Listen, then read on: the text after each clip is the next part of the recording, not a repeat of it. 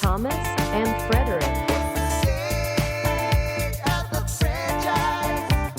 With Thomas and Frederick. With Thomas and Frederick. Welcome to State of the Franchise, the podcast that talks about franchises of all shapes, sizes, backgrounds, genres, and types. I am one of your hosts, Tom Stadler, here with my co-captain, co-commander, co-rebel, Fred Dakin. Happy May 4th, Fred.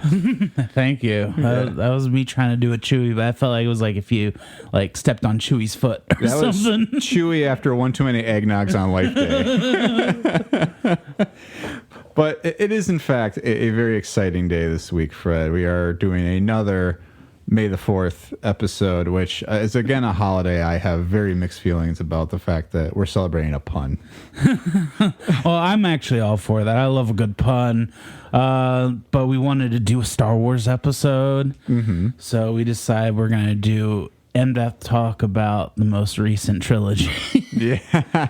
Just really chill stuff, that everyone loves and isn't controversial. No, nothing of that sort. We don't need to pretend that it's just, a thing that people hate.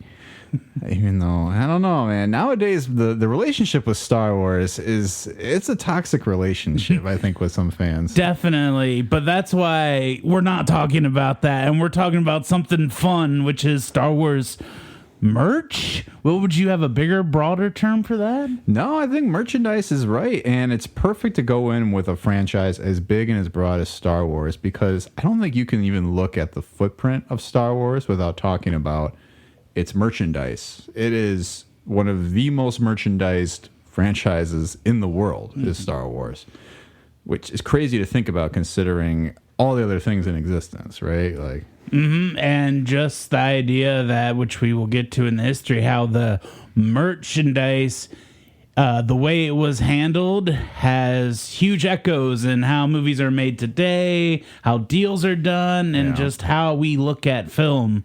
So it'll be very interesting to talk about, and it'll also be very nostalgic. I'm excited because I feel when you hear about merch, it's a lot of the times like the older stuff. I know, but that's not our generation. I feel like the merch we're gonna talk about a lot is the prequel merch, and I'm very excited to get into it. Well, I think it's a good kind of gauge for us too, because we were kids when the prequels came out. So it's like when all that merch was dropping, and they dropped a lot of merch, that was all in our homes. Oh yeah, that is something I'm very excited to get into when we talk about merchandise. But that is, for me, when I think about Star Wars merchandise, it's like that time around the prequels. Actually, I will take that back. Around the time of the first prequel. There you go, yeah. I will say, so, we always talk about where our first memories will, and I'll offer this right away.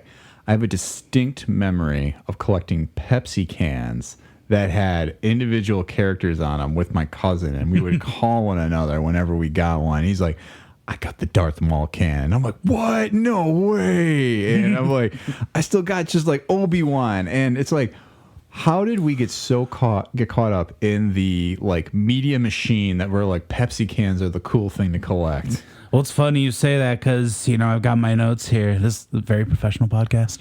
And I have these notes. And the big thing that I have written at the top is Pepsi cans. Because there was a time where the Pepsi can promotional, and I think they did it for I remember Ang Lee's Hulk having pretty cool cans. Yeah. But the Star Wars cans were a big deal. I remember you'd have like you were saying, you have 6 Jar Jar, and you're like, I need something else. Yeah, right? Oh my gosh, there was Jar Jar everything. That was just ridiculous. So that's one of your earliest memories, though, was getting the actual prequel merchandise of it? Yeah, because, it wouldn't be the podcast if I didn't say I grew up in a small farm town. So just like Luke. Yeah, just like Luke, just staring at the 2 sons of Pennsylvania and Maryland right on the border.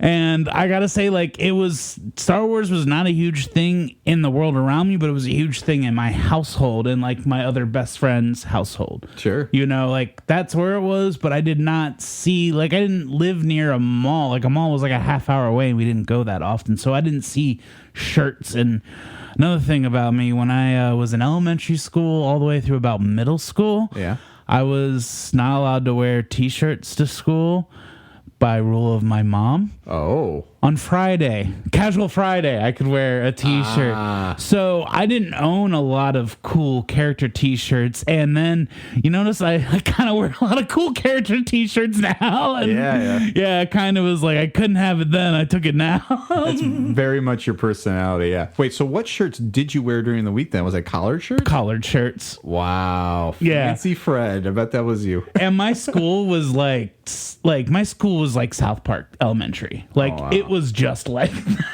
that. So like, yeah, I was that kid. That's hilarious. I love it. Well, that's definitely a good place to get us started into this, Fred, because the history of Star Wars merch goes all the way back to 1977 when George Lucas was making his little startup film. And when the whole conversation around distribution came with the studio and 20th Century Fox was like, well, we're gonna put this out there, but they wanted the merchandise rights, and Lucas said, no, I want the rights. I will take a $500,000 pay cut to my director's salary in exchange for full ownership of the franchise's merchandising rights. And it was by 1987 then that the first three films had $2.6 billion in sales in merchandising revenue alone. Mm-hmm. By 2012, the first six films, so that was including the prequels now, produced $20 billion.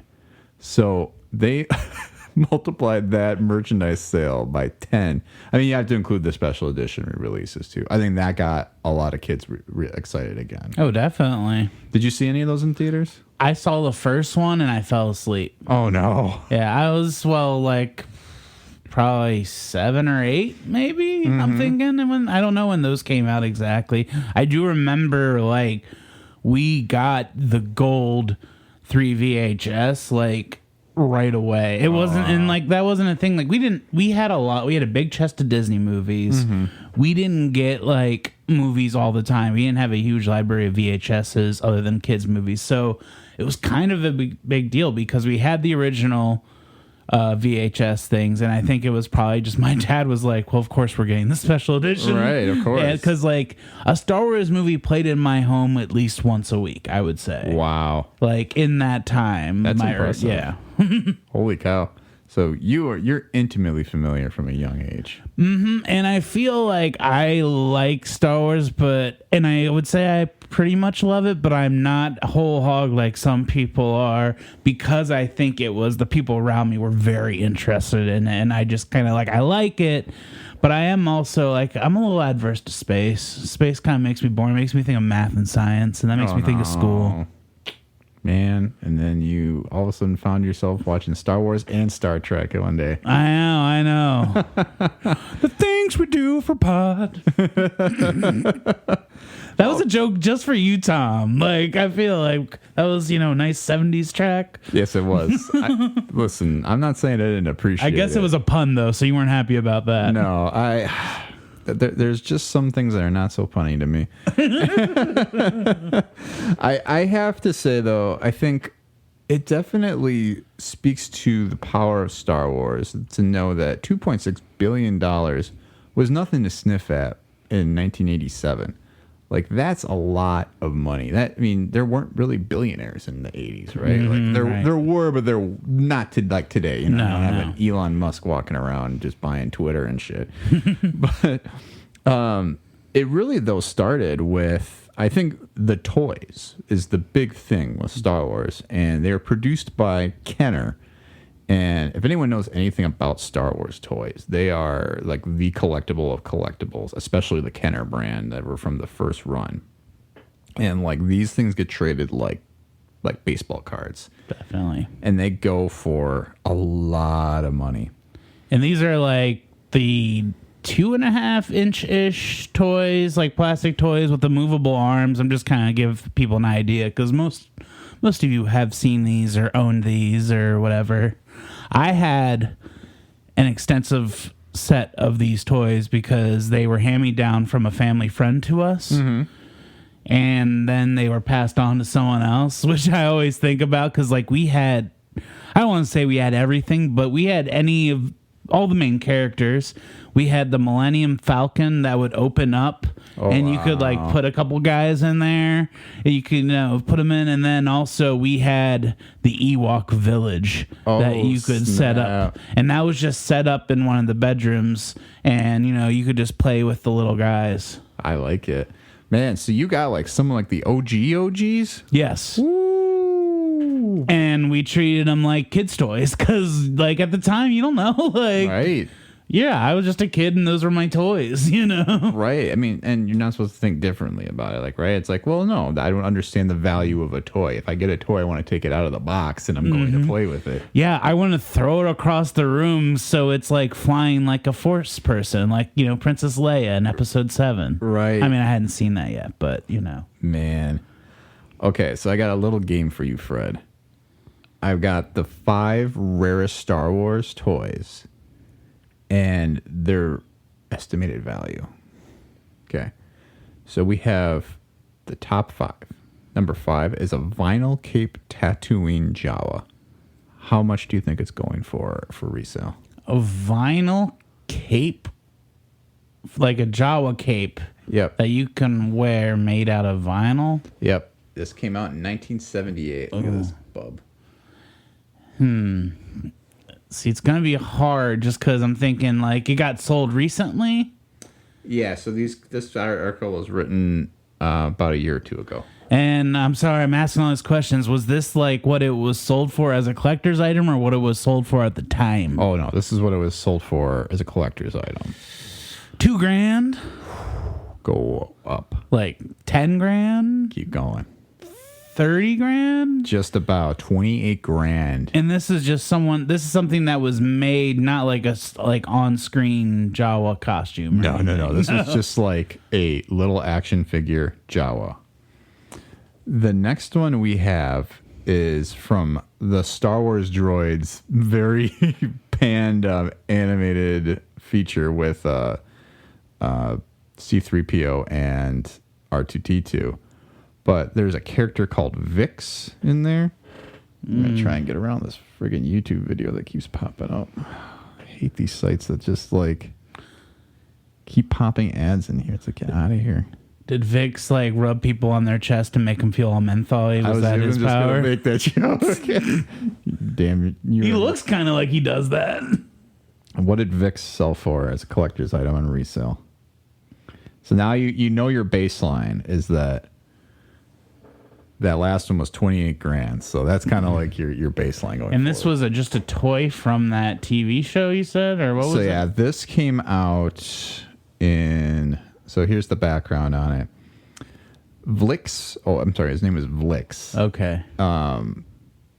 But he was not available really, at least outside of Brazil. That's where this canceled toy line lived before it was like discontinued because the movie or the show just did so poorly. Mm-hmm. So you could only get this from Brazil, wherever the factory had let them go. 48,000. Dang, that's really close. 45,000. Oh, damn. Yeah. Okay. The next one is a double telescoping Darth Vader. Like the whole Darth Vader, not just his lightsaber telescopes? Yeah, no, this is like.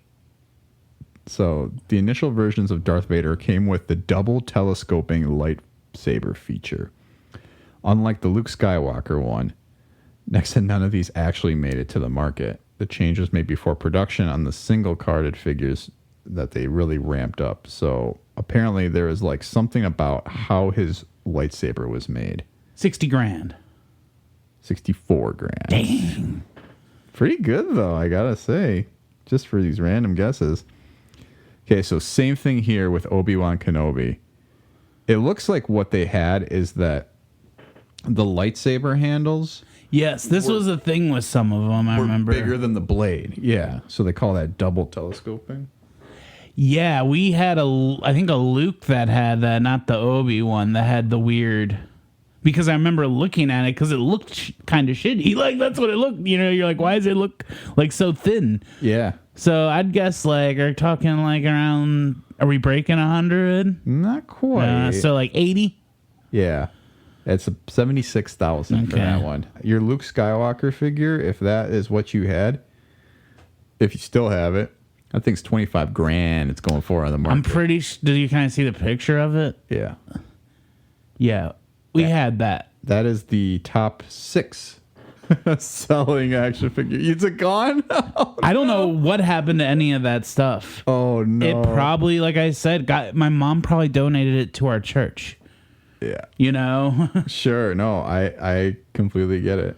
This last one, this one's going to be probably no shock here. So I know a little backstory on this one just because I did some research for this episode 1, and also I read about this a long time ago. It is the rocket firing Boba Fett. Mm-hmm. So this was Kenner's like additional toy that came out between Star Wars and Star Wars Empire Strikes Back. Now, the whole idea, I think, with this was that you had to, like, have a subscription to a magazine, or you had to, like, subscribe to it, and then they would mail it to you. So, it's the article says that Kenner intended for Boba Fett to include a rocket-firing backpack when he mailed out to kids in this little white cardboard box. But after an unfortunate accident involving another toy company, they abandoned the rocket-firing idea. Still, around 24 or so prototypes in various stages of production, some that were fully painted just in case the blue plastic survived. This one actually made it to market, so there were 24 of these. How much? 200,000. Not quite. 180. 150 grand. 150. Damn. I know. That is wild, though. So those are your best-selling Kenner toys. Jeez. And I know, like, at the time when they were super hot, I think they had issues with the production where they had to send out, like, you were getting the toys, but they didn't have them in time for Christmas. Oh, yeah. So you got, like, pieces of paper or something that was like IOUs for the toys. It's like the Turbo Man when it's like you get a coupon for when it's back in stock. Exactly, that's what it was. That's hilarious. Wow. Yeah, I'm sure because obviously people who wrote that movie were trying to point at toy stuff. I have a feeling that could even have been like a subtle nod to that. Yeah, I mean, I think anytime you write about toys, you can't get around everything that's around Star Wars. Star Wars and Cabbage Patch Kids. There you go, to and Beanie Babies. Those Yes. were real big once upon a time. Yeah, I was pretty into Beanie Babies for a little while. Yeah. That's probably like our generation's version of like the Star Wars toy I can think of. Like that and is it Gigapet? Oh, Tamagotchis? Tamagotchi. Yeah. They still got those. Like they got like new programs on phones now. It just doesn't seem the same. Could you just have an app now where you're just like poking it and whatever? But you don't get to carry it around on your belt and all that, so it's Yeah. not quite as cool. So that's kind of the quick history of the merch. I mean, it changed hands several times over the years, to the point where Hasbro actually bought it out, and then they made the toys for a long time. I think that's kind of when I jumped in when I was a kid, and I was like maybe 11 or 12, and I wanted like Star Wars action figures coming hot off of those special edition releases, and then obviously that led directly into the prequels. So don't have the action figures here. They're somewhere locked away that my mom probably has in storage at my parents' house. But little Luke Skywalker lightsaber, Emperor, Darth Maul, Obi-Wan, you name them. Yeah, the good folks. The good folks, yeah, the fun ones. Yeah, I would say for me, like, other than just the toys, the big highlight for me were the OG lightsabers with like the tunneling plastic. We had a lot of fun with those, just having like sword fights with them. Sure. And I gotta say, I really think the new ones are really lame. I know they can't have the technology of a lightsaber. They haven't figured that out. But I think the hollow tube with the light just bums me out that there's always like a tube. Yeah. I don't know. I don't like it. You like it when they can retract and you kind of hang it on your belt and then you have to Yes. flick it out. I will take the OG. I will take the knockoff dollars brand version of that over one of these nice $200 or whatever ones that you press. And yeah, I don't like it. So you didn't buy any while you were at Disney World or anything like that? No. The most money I spent in the Star Wars area was at the Cantina place. Oh, there you go. We got 2 alcoholic drinks and 2 non-alcoholic drinks, and I think it was like $60. Yeah, I mean, speaking of merchandise, look what Disney's done with Star Wars. I mean, isn't everything in the Disney parks considered kind of like a form of merchandise? Definitely, and I will say that was something that was a miniature letdown, I gotta say, because they're still building out there. They're gonna make the Star Wars land huge, I have a feeling. Oh, yeah. I was kind of surprised the merchandise was pretty sparse. Oh, wow. Yeah, I was hoping I would see stuff that was kind of new or different, something that maybe you can only get in the Star Wars area. But it was a lot of the stuff that you see everywhere, you know. Man. So that was one thing that I hope is going to get better. But I'm also not much of like a toy and merch collector. I want to be, you know. I've got my Stephen King first editions and now my 4Ks, but I don't have any like toys or anything. Yeah, which is, I mean, but it's also, you're a person of a different age, though, too. It's like when you're a younger gentleman or young kid, you know, it's like you probably end up collecting this stuff without even thinking like, oh, I'm going to collect this stuff. And, I mean, I've got some stuff on display that we'll get to in a little bit. But, I mean, a lot of the stuff I get is gifts. And people are like, oh, you probably like this. You probably like that. And I'm like, sure. Yeah, the amount of Baby Yoda stuff that I get. And I like it all. But it is just kind of like, oh, more. Yeah. I mean, I appreciate it. I appreciate especially my mother-in-law who gives me great Star Wars gifts. But it is something like, yeah, I wouldn't probably go out and buy like a Grogu calendar for myself. But I have a Grogu calendar in my office right now. It's just all his different looks. Mm-hmm. Oh. Well, I'll have some fun surprises for you in a little bit here, Fred. Ooh.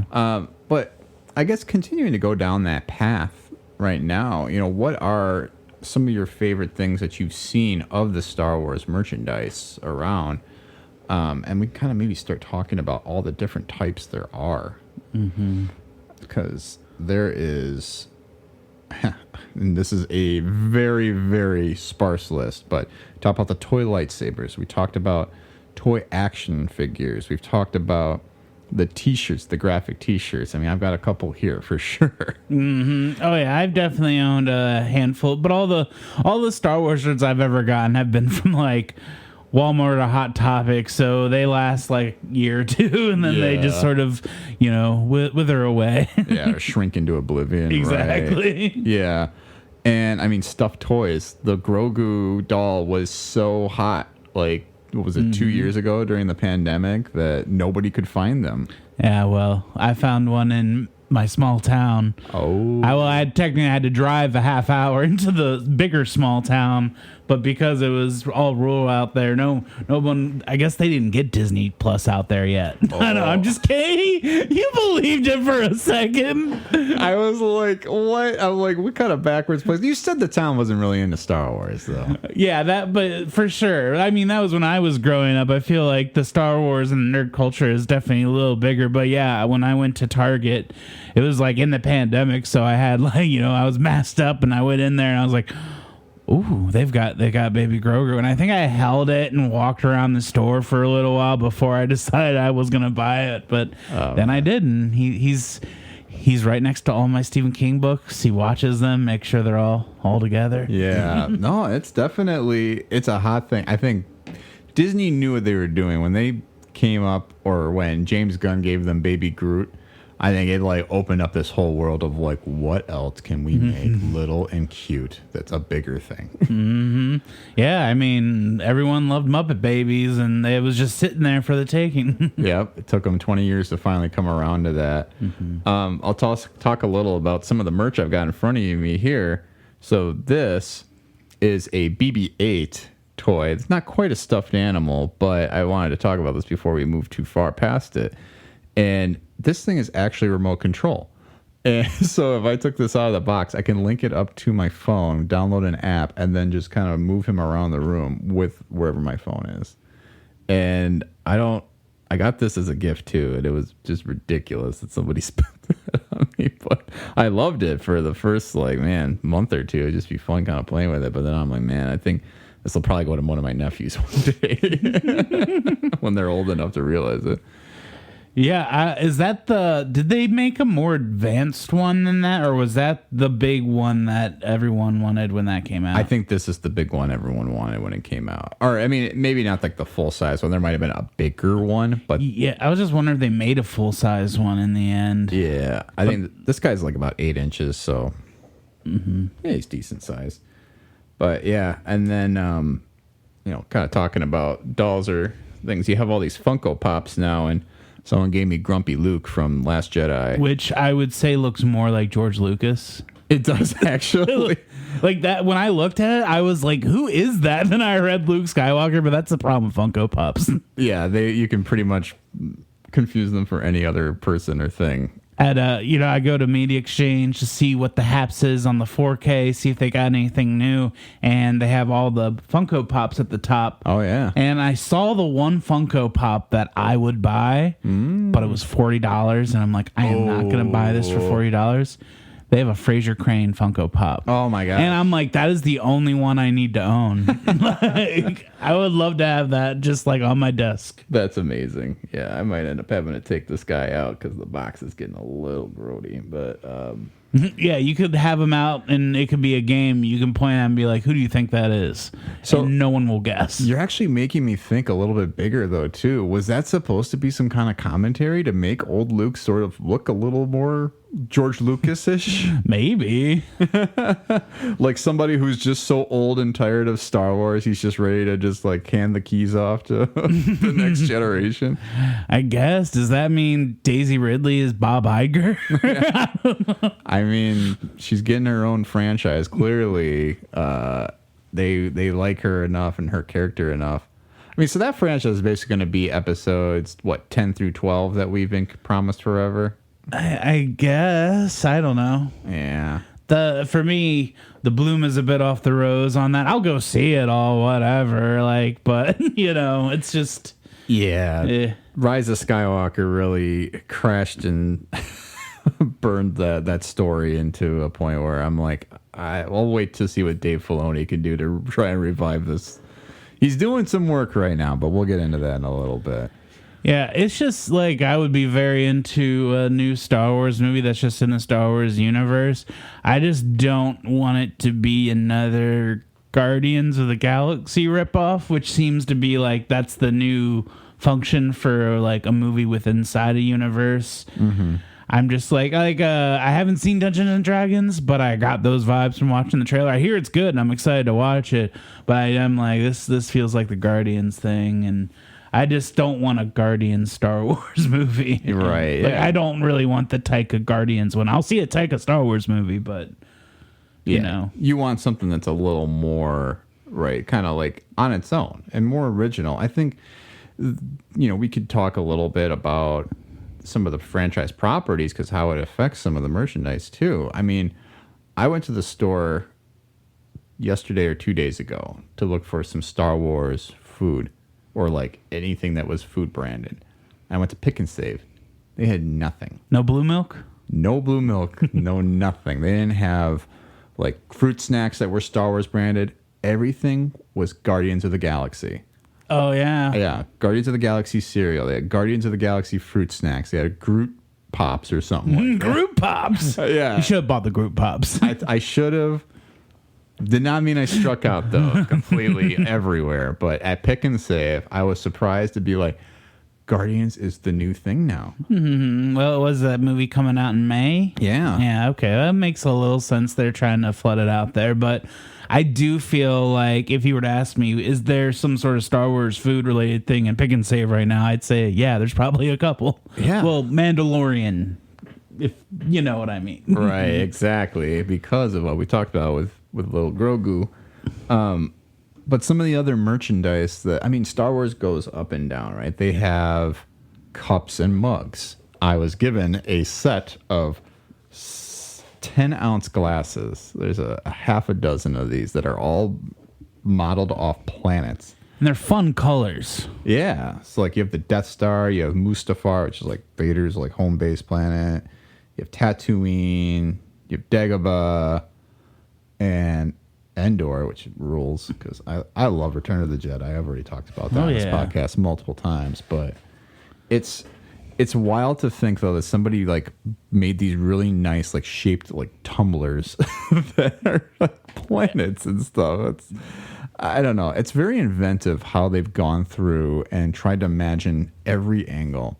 And I think it all started back with Lucas, right? Kind of being like, not only are these toys going to be a hit, where can I go from here?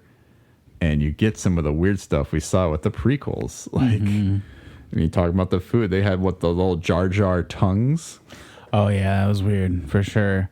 Yeah. Yeah, the big thing for me when it was like the prequels was the Pizza Hut, Taco Bell, KFC, those three, the Yum brands. They did a huge thing for the first movie, and I remember I was going to a bunch of like my brother's soccer games, and that was kind of my weekends for a while. So my mom, to spoil me, she you could buy like these drink toppers and containers that were just kind of like characters like torso and heads. Like I had Jar Jar Binks, I think. Oh yeah. And I think I had a Yoda one. So it might have been No, they had him he's in Phantom Menace for a hot second. Yoda's in there. Right, yeah. But they had these cool cups. They had like a Pog collection thing where you could like win money. That's me when I think about Star Wars merch and tie-in stuff. That's what I think about that time. Wow. Yeah, I mean, like I said, every angle. You have like little hand puppets, which I also remember was like a thing during Casper. Like everybody was trying to get these puppets. Mm-hmm. But I mean, was everyone trying to get these, or is this just us because we were kids at the time, feeling like we need the toys at these restaurants? I don't know what like made me want those things, but I definitely was like, I think maybe because I was just like a movie kid, and I was like, I want these things related to the thing I like. I also remember, I guess it wasn't necessarily completely a movie thing, but Burger King did a Pokemon thing with their big kids meals for a while, where you got like, it was a Pokeball and there was a little Pokemon in there, and I think it was like a $5 upcharge on the kids meal. So I always had to sell it like, come on, like, and I remember having a bunch of those Pokeballs. But anytime, like, I think we talked about this on one of the episodes, and I said we should maybe one day do an episode about, I love food tie-ins. Yeah. Like that, just like even now, like if Denny's is doing, I don't know what's coming up other than Guardians. I don't want to Oppenheimer week. Like explosive pancakes, like I'd be very excited. I mean, the Happy Meal toys or whatever is the Burger King equivalent is it their big kids meal or something like that. I mean, those toys, I think, kind of changed movies for a bit. And Star Wars Episode 1 was probably the pinnacle of what that all looked like, because it was basically like, we're making a movie that's going to be built exactly for merchandising. Because I don't think the first films that was so much in mind, but I definitely think those prequels, they're definitely having that on their mind while they're making the movie. Oh yeah, I mean they probably, I mean we know it now, right? They made $18 billion on everything from 1987 onward. That was 5 years after Return of the Jedi came out. Like, so it's like they were milking that franchise for a little bit, but it really wasn't until these prequels hit that they had it. We talked about the plastic lightsabers, the weird Jar Jar related stuff. People had like pillows. They had everything. It's just like, why did we need all of this? Like, I don't know. I remember going to friends' houses, seeing the bed sheets, like Star Wars bed sheets. Yep. For sure. Man, it's pretty wild. But they have like phone cases now for Star Wars. They have board games. I mean, they've had like Star Wars Risk. Yeah, walk into like a TJ Maxx store and like, you know, they have those tables with all those little gift things. Like you'll see so many like random Star Wars gifts. Oh, and other yeah. sort of property gifts, you know. No, I mean, it's definitely there. I mean, the Monopoly was big. I remember playing the Star Wars Monopoly and never finishing it because I never finished a game of Monopoly. Really? I have no memory of ever finishing a game. My problem is I get too gangstery about it and I want to like make deals the whole time. I'm like, that probably looks pretty good. You know, let me set you up. And I'm like licking my finger while I'm pulling from my wad. Look, money, you know, like, Oh, my God. I get into it way too much. So it's fun. We should play some Monopoly. That should be an episode. We just play Monopoly. Listen, we can always do Monopoly Hasbro? Parker Brothers, or they are Hasbro. I think it might be Hasbro, maybe back in the day. I don't know. I feel like I see Hasbro on the box. They're always changing hands. Like That's what I think it was. Maybe it used to be Parker Brothers or whatever. Yeah, I mean, Parker Brothers just seems like they kind of slipped. They lost that Clue brand, and now Clue is like everybody's a daddy. And Yeah, like everyone in Clue fucks. So you did mention though that there's a lot of Grogu based products too, because I feel like we've been doing a round circle. We talked about video games. We did a whole extensive episode on it. I don't think we need to touch too much on it, but obviously there's a ton of video games and they're still coming out. Got Fallen Order 2 coming out in a little bit. Yeah, I'm kind of excited for that. Yeah, me too. I mean, the first game was a lot of fun. And I like that they're able to expand the story a little bit now through some of these games that actually tie into the universe again. Although this seems like they are finally bringing back the expanded universe / legend stuff into the main canon here with like Thrawn and like all that. But we could talk a little more about, you know, the Thrawn pops that are going to come. Oh, yeah. Turn your mouth blue. Yeah. So I've got a couple things I wanted to share in addition to the stuff I've shown you so far, Fred. And obviously I'll have to describe it since our viewers can't see it. Maybe we'll share in some pictures. Yeah. Tom is putting his hand behind him. He's pulling out something. I can't quite see what it is. Oh, man. I see some green. First and foremost, I mean, you're right. Grogu is the big thing here. So what I have is some Grogu ears that I'm putting on my head. You like how they're pink in the middle of his little like ears? Yeah, it's cute. But like Yoda never had little pink spots on him. Yeah, he was kind of like... Did they know what they were doing? They had to make him cute and broaden the audience. They're Disney now, you know? Right. We also have Grogu plates for birthday parties. You just love to eat some like pick and save cake off of that. It's kind of like the natural thing you expect whenever somebody busts out. Like I got hungry for shitty cake when I saw that plate right away. Well, I'm giving you a plate, Fred, because we also have Mandalorian goldfish with Grogu on the cover, and you get little Grogus and little Mandos. What? That kind of looks like a clone trooper. So I wonder if maybe they repurposed a mold. But it made me laugh because it made me think of the scene in season 1 of Mandalorian, or maybe it's season 2 when he's eating the fish people's eggs. And that's wonderful. I guess we don't really know if Grogu is I guess he is I mean, it's a they. It doesn't really matter. I think he's been called he, but that doesn't mean the people that have been calling him he know that he's a he, if that makes sense. That's true, right. Yeah, they're just kind of conforming to gender norms. So you know I like goldfish. Oh, you do like goldfish. I do like goldfish. Glad we picked up to that. I was in Maryland recently, and I was scoping the aisles for the Old Bay. I almost said Old Spice. The Old Bay goldfish. I could not find them. I was pretty upset. That's really sad.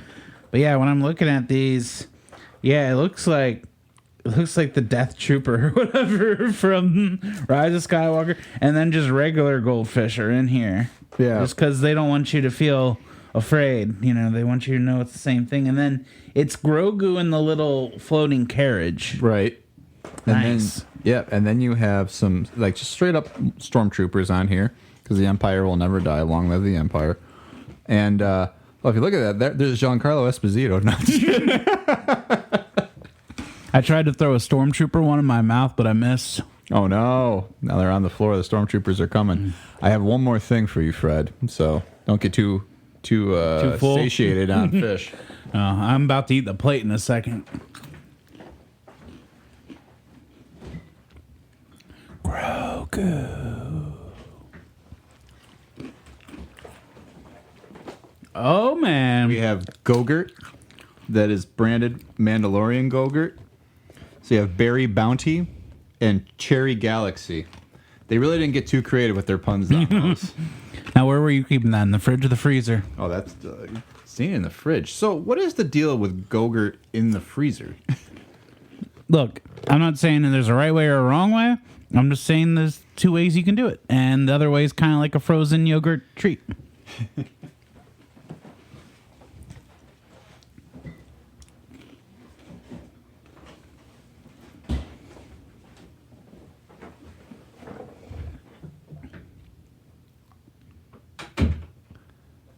I'm hoping the mic picked up what I said before because sometimes it can be touchy.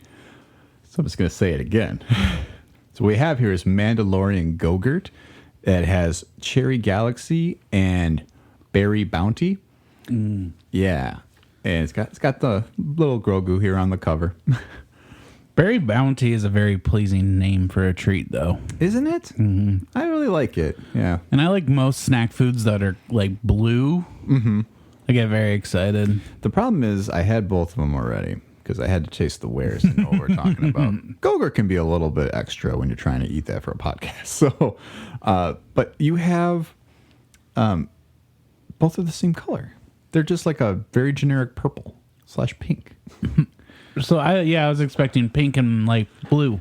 No, I mean, I was hoping so because if I had blue Go-Gurt, I'd probably eat that every day because it'd be like blue milk but curdled, or Yeah, it's blue milk on the go. with bodies in it. Yeah. Mm-hmm. So that's the stuff I found. So Target was the one that came through and gave me my little Grogu ears that I got on right now. When you need Star Wars stuff, go to Target. Obviously, that's the right answer here. So that is kind of what we have going on right now. I mean, Mandalorian is doing a lot of the heavy lifting. The sequel stuff, I feel like, is kind of petered out because I think everybody had such mixed feelings about the sequels, and kids don't really watch them, do they? You know what they should do? Mm-hmm. They should do a TV version of the last 3 sequels. Oh, so That's the hot move, right? is remake movies that aren't even a decade old. Yeah, just redo the show or the movies. I mean, at the time of this podcast, this is being recorded, which, I mean, obviously, it's May the 4th today. We know that. But there's been an announcement of Harry Potter being turned into a TV series, which, listen, that has controversies all on its own. And then we have Twilight is now going to be a TV series. I'm just kind of waiting for the Hunger Games drop. Yep, and a live action Moana. Oh, yeah, that's it, too. Although we are getting a Hunger Games thing, but I am slightly curious about because it's like that prequel, which is already a book. I haven't read any of the books, but I'm a little titillated intrigued. I think the interesting thing about the Hunger Games prequel is that they already talk about some of the history of the previous Hunger Games in some of the main books. So there's kind of that setup. It's sort of like in Harry Potter when it's like you hear about like James and his buddies, which I'm kind of surprised they didn't go down that route, or like Cursed Child rather than trying to do the mainline series again. But I don't know. JK's got to eat. Yeah, I guess. I don't know. It's all that, but I mean, it's always possible we're going to get... I mean, we know we're getting a ton more Star Wars TV shows. We're getting a ton more Star Wars, probably movies at some point. And then who knows what else is going to come. I know, right? I just think about with those adaptions, and I think about like what kind of talent is going to be attached, especially with the Harry Potter one. It's like with the like... Who wants to touch that right now? Like, are we going to get like a weird, like super conservative Harry Potter because the only actors that are in it are going to be like ultra conservative actors? It's going to be like Tim Allen as Snape. Yeah, Tim Allen as Snape. That's 10 points for Gryffindor. Oh my god. Yeah, I know. People were like, Pedro Pascal. I'm like, that man's sister is trans. So I'm pretty Yeah. sure he ain't touching that with a 10-foot pole. Like, but it's going to be interesting just to see, how they navigate the waters of that. But yeah, for Star Wars, I think there's a lot of hype around, like kind of I was talking about, bringing these legend stories to life, which is exciting because I think a lot of people grew up with these books. I think that's another type of merchandise we haven't quite ever touched on, but it's kind of bringing it all to the light now with this whole announcement. I mean, so spoiler alert, if you've not watched The Mandalorian, here is your warning now. Wait, what are you spoiling in The Mandalorian? How soon?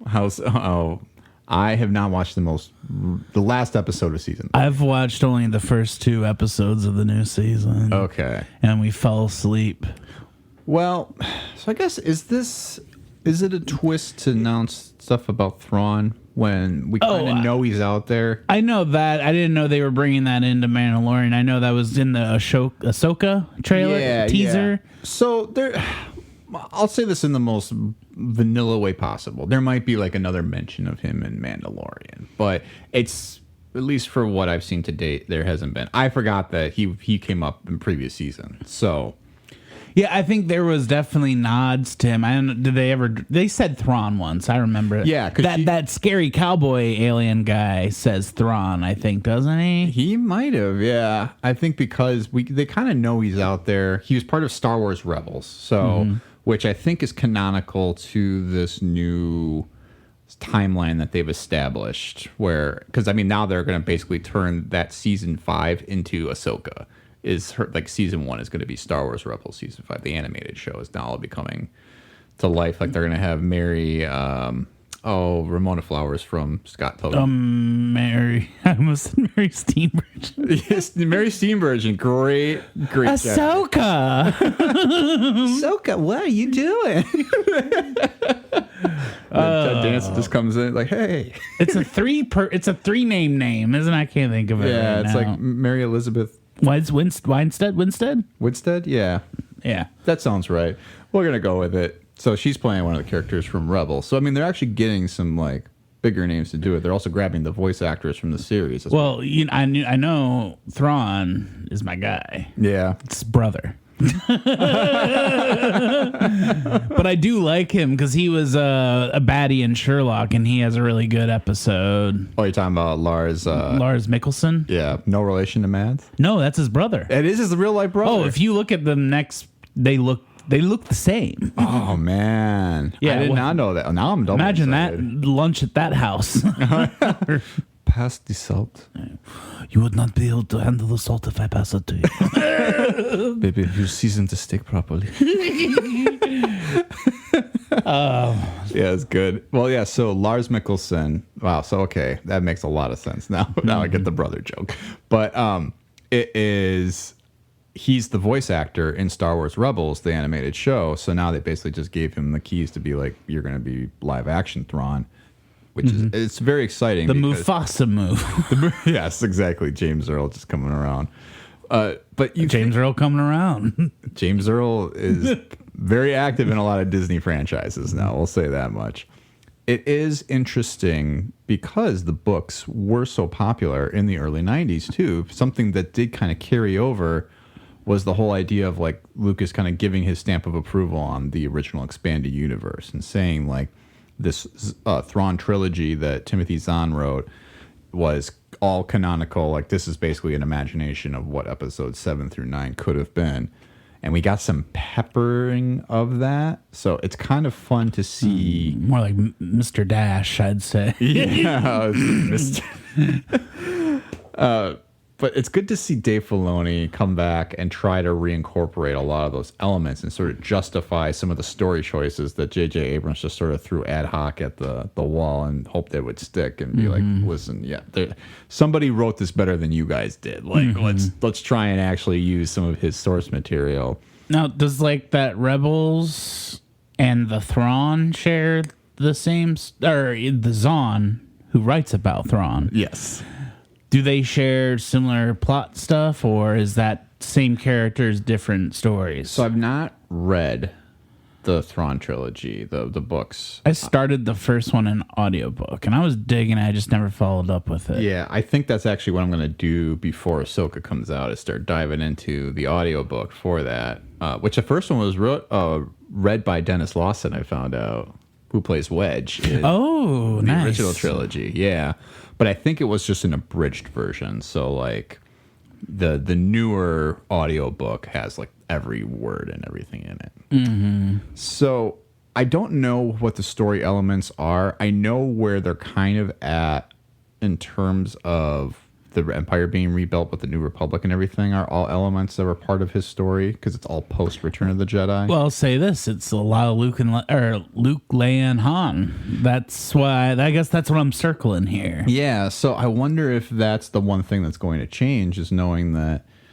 I don't know that they're going to want to revisit, trying to get people in, unless they just want to give what's his name, Alden Emmerich, and which I decided he's one of my guys. He is. I had never seen Hail Caesar. I threw on that movie. That's a dude right there. Yeah, he's good in that. I need him. He should be in the Pauline Kael Tarantino movie. Oh, he might find his way. You never know, because it's now he's going to be in a Christopher Nolan, I think. He's in Oppenheimer? I think so. The Oppenheimer cast is well, who isn't in Oppenheimer? Throw a stone. And you got, but Drake Bell. Drake and Josh. I don't know if Josh is in it. Yeah. No, Josh is in it. Josh is in it, not Drake. Yeah, no, Drake, he was missing for 5 hours, and then they found out he just lost his phone. So, yeah, I think there's some excitement around those books again, and I think just around the Star Wars stories that were written, by people who were just kind of fans, and they were like, I want to expand this universe, and you had Disney come in and be like, well, no, that's not the way it's going to happen, and they're like, well, okay. It's like, we can't think of anything. Oh, wait, there's a pile of stories? Yeah, okay, well, yeah, let's see what this has got. And Dave Filoni's like literally just like gesturing to it, like, hello, look at this. Well, they did the season 2 thing with Luke, where they had him in extensively, and that seemed to not bother that many people, especially since they hired the guy who was like the guy on YouTube who was like fixing the Irishman and all that. Yeah. Which I still want that cut. Give me his cut of the Irishman, just so we get over that Uncanny Valley stuff. But yeah, I think. I guess I want to ask you, do you think we'll see like a full-on scene with a weird de-aged Han Solo or Leia? I think the tricky part there is that you've already established a de-aged Luke. You've already established a de-aged Leia, but it seems like maybe that estate's too fresh to have her. I don't know, especially because the fact that she's passed away. So it's like, I feel like the only way you get anything with Leia now is if you get her daughter to kind of like give her 100% blessing, and maybe she even does the motion capture or something like that, But I don't know. It feels weird. It feels like I can't predict what Harrison Ford is willing to do, because now he just did de-aged Indiana Jones for the new movie. So, and honestly, it's like, I don't see him coming back for it, but I think the technology in a year, it's not going to require him to come back. It's just going to need his sign off, and doesn't even need his sign off if it's part of the Star Wars. I mean, yeah, I don't even think Mark Hamill was involved with some of the stuff in season 2, or that wasn't even season 2. That was like Book of Boba Fett when we were seeing him, wasn't it? Oh yeah, that was Book of Boba Fett, which is basically season 2.5. I mean, we can start talking about maybe some of the coulda, woulda, shouldas here, unless you have other things you want to talk about with the current merchandise. No, I think we just nailed it on the head that it's a bunch of baby Grogu. Yeah, I mean, that's kind of what it is, yeah. But I think when you look at, there are going to be so many more possibilities because the merchandise is going to keep going. But how many times can you slap a different coat of paint on one of these cups or another Funko Pop doll, right? It's like, are they ever going to come up with something crazy and new that they haven't done before? I mean, what would that even look like in your eyes? I don't know. I think the coolest thing that they did was the Tauntaun sleeping bag. I think that's just fun. That's a great idea. I love it. I would love to try just sleeping in one night, and then I'd be good. Yeah, for sure. It's got to have the stench with it, though. You got to need to have like a little smell sensor or something.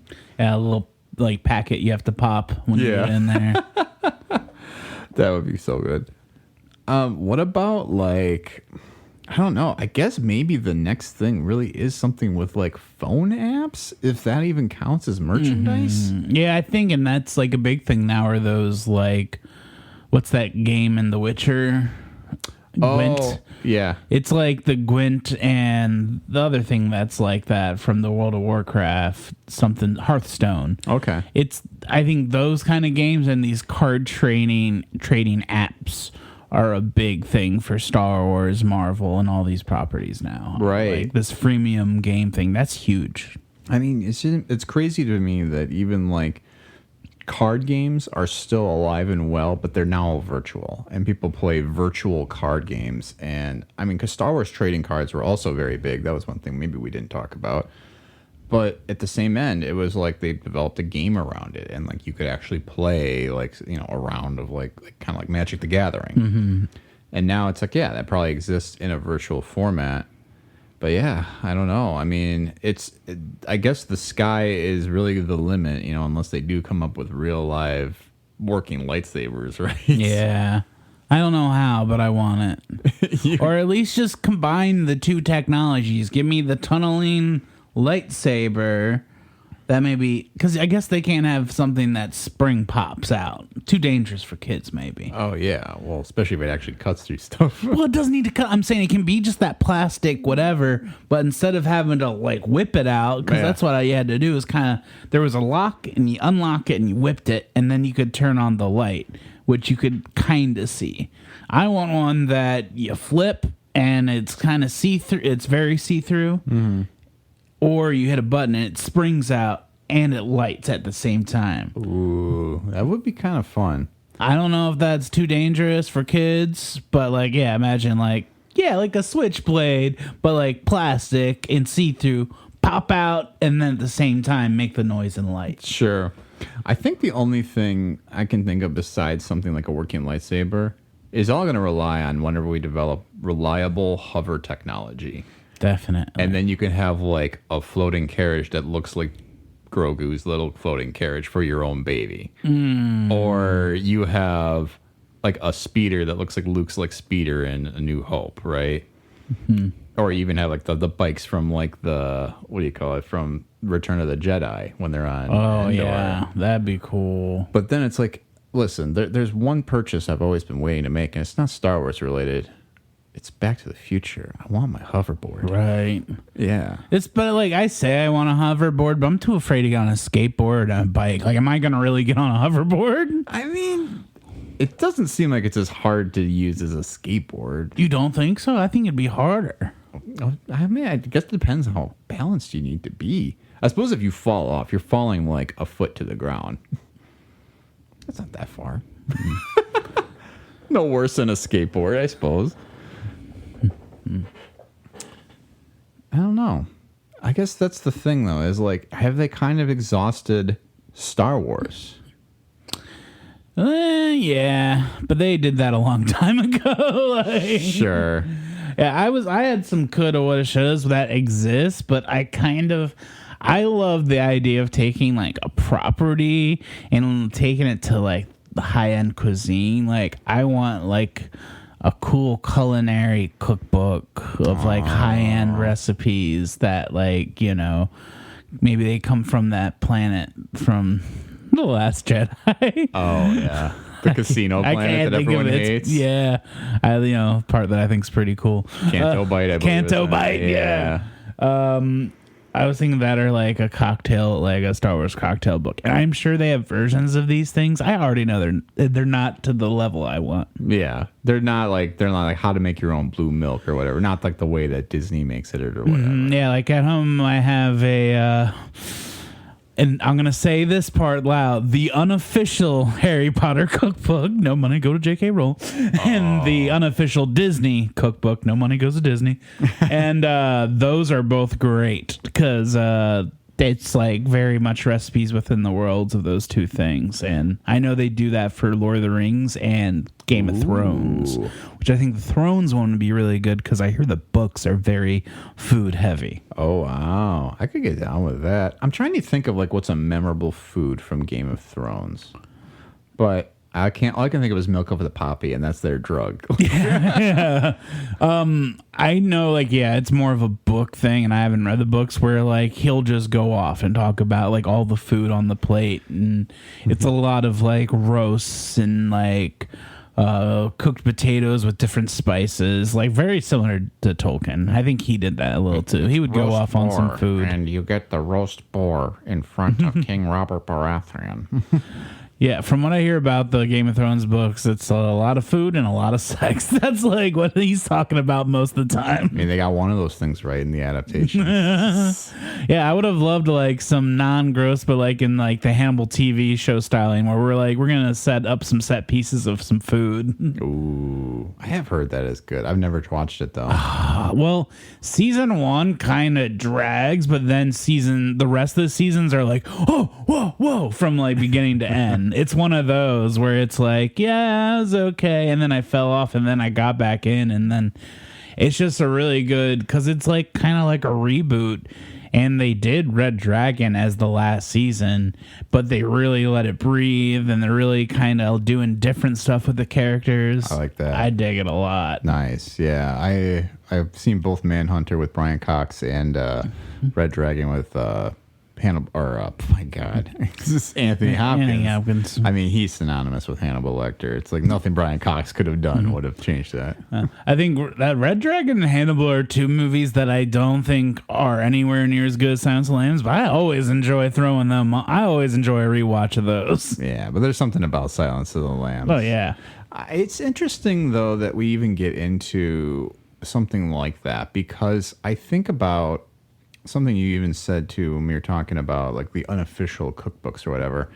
A lot of the best things I think about with Star Wars are fan generated, besides telling them how to make a movie. You know what I mean? Because it's like we talked about the Zahn books before and how wonderful they are, because it seemed like it came from a place of somebody who was just very passionate about the universe. They did the homework. They wanted to know more about it, and so they wrote their own thing, and it became like a blessed by the creator. You're like, good job, you hit it on there, kid. And it's just it's fun when you see people do like their cosplay and they come up with these fun costumes on their own. And I mean, those aren't traditional sense merchandise, but they have to kind of use some merchandise sometimes to supplement those costumes. Mm-hmm. And it's always fun to kind of see what people can come up with. Well, we talked about like web content made by fans. I can really always enjoy those bad lip reading music videos with Star Wars. Oh, yeah. Oh, if you ever in need of a good laugh, just all of those are pretty fun. It is. It's a good time. I especially like the NFL ones too. Oh, yeah. I wonder though, and I think we kind of got a taste of this with the Christmas special, doing some kind of Star Wars musical. Would be sort of fun. Yeah, but I would want it to be. I don't want it to be winky. I want them to get like Andrew Lloyd Webber, and I want it to be like real. Yeah. Well, because then what you get is you can get an album of like Star Wars inspired songs, kind of like the Bill Murray as the lounge singer, like Star Wars, nothing but Star Wars. Yeah, I like it. You get so you can have like vinyls of like original songs. Because right now you can obviously get the vinyls of all the things. I mean, it's funny to try and do a coulda, woulda, shoulda with Star Wars, which is merchandise the hell out of every single thing that you can possibly think of. There's Star Wars paint. Well, that's why I wrote down cookbook and cocktail book, and I'm like, I know these things exist. I'm not looking it up because I want to say them. Yeah. But yeah, I suppose the question is, could they do some of these things better? Mm-hmm. It's like that. And I mean, yeah, that's kind of where the next level is for this franchise. When you do everything, you do nothing. Ain't that the truth? So, I guess as we get to the end here, Fred, any other coulda, woulda, shouldas you want to share first? Nope, that's it for me. All right. So I guess we'll get to a newer segment I'm developing, sort of. A newer segment I'm developing, sort of when we get the fuel for the fire here, because you guys know that you can send us a email at stateofthefranchisepodcast@gmail.com. And we had someone write in this week who knew we were talking about Star Wars merchandise. And they had a lovely thing to say about the Go-Gurt that I showed you before. And this came from Jasmine, a friend of the show, who says, they really dropped the ball when they failed to rebrand the Mandalorian-themed Go-Gurt as Grogurt. That's good. That's good. And that's her sentiment. I also think it should have had like little chunks and bits in it. Yeah. Well, here's the other thing we were talking about too. Why don't they have the blue macarons that he eats in season 2 or the macaroons? Yeah, macarons. I almost call them macarons. I'm thinking of the French president. I really put the stank on. I go macaron. Macaron. Yeah. But yeah, those blue macaroons would be really good too. I'd love to try to make a macaron. Yeah, I would. I don't know. How do you even start? You got to make the cookies first. Well, right? and they have those like shape pans where you can make the exact, because they got to be that perfect size so they're that perfect lift. Yeah. It's a lot of work for a cookie that doesn't taste that good to me. Oh, what? Oh, come on. There's better fancy cookies. I'd rather have an Italian like nice cookie than a macaron. You're speaking close to me, Fred. You're speaking close to me right now, close to my heart. Yeah, I don't know, but I think talking about the puns of the day being May the 4th, and you have Grogurt that is right there for the taking, and they just couldn't go the extra mile to add that R. I don't know. It does feel like they slipped up quite a bit. Mm-hmm. So, as we get to the end of the episode then, Fred, we obviously have our power rankings segment for this week. And my question for you is, what are your top 3 favorite pieces of merchandise, either that you owned or that you have just come across in your travels? So I would say number 3 for me was the Millennium Falcon that I had that Nice. I could put the guys in. I just like something like that because it was like something you could carry around. You could pack a couple guys, bring them with you. Then the Ewok Village, just because like I never really had the like set for like, like people get toys and they have the setup, like the castle or whatever. I never really had something like that, so that was very cool to have all the big trunks of trees with all the like things like that. And honestly, my number one thing, which is kind of like a catch-all, would be during that episode 1, like all the Pizza Hut promo stuff, just because like I remember just getting that stuff and being so excited, and it was the first time I knew of a property and I was excited it was coming. That's a pretty good pick. I mean, those tie-in toys are always so fun. I definitely want to see this Millennium Falcon now, and I'm kind of sad it might no longer be with you, because I think I know the one you're talking about, but like I just need to see it. It's almost like seeing like an old like Enterprise like toy set from back in the day. I have like family photos, but I don't have any like childhood toys or anything. You have to bring them next time. Just I want the photos. That's all. Yeah, just my photos. That'll be a whole episode. Imagine how fun this was. I remember like my parents used to videotape every Christmas, which like I'm kind of glad I don't know where those are, because it was just like us getting spoiled, just like piles of gifts. Yeah. Like I'm like, I don't want to watch this pudgy kid complain about his gifts on a 93 camera. But hey, looks like a Skinamarink video. I still haven't seen it yet. I gotta get on it. I can imagine though what that was like. I think my top 3 though, it's tough because obviously I have a lot of these things around still, but I think the stuff that stuck close to my heart was probably first and foremost when I finally got my first Boba Fett action figure, and I do have a Boba Fett. It's stored away, as I mentioned, and not in my persons, but it will be one day. I'm coming for it.